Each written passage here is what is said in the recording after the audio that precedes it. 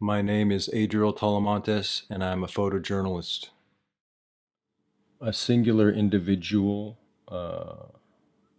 standing out amongst the rest in situations like this or in a protest movement, almost like portraits of individuals like this are fitting, and I like to take advantage of situations like that when I can.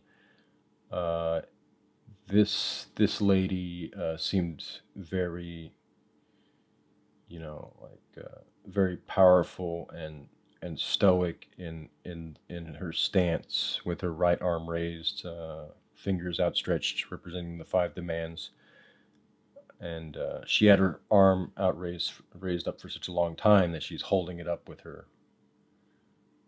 left arm, holding her right up arm with her left arm, and she was repeatedly saying in Cantonese, I believe, five demands, not one less, freedom for Hong Kong. Um, and this was taken the same day as the other image with the office workers who were also holding out their hands with their fingers and thumb outstretched. May in this taken either before or during the address by Chief Executive Carrie regarding the ban on face masks. The way that the buildings behind her in Central District on Hong Kong Island are, just almost cavernous, like a valley, like a modern valley, and with the leading lines converging behind her, and with the sliver of sky extending above her head. Just it was almost, it was a very obvious image for me to take, and there were a lot of different ways to take this lady's picture. A couple of my colleagues also got some great shots of her. I chose to do it vertically because I thought that was more apt, and I liked to play with geometry and leading lines. And this is a simple shot in a lot of ways, but you can see the other protesters behind her. But she's standing at the forefront. There were no police present here. It wasn't that sort of situation. It was she was poignant.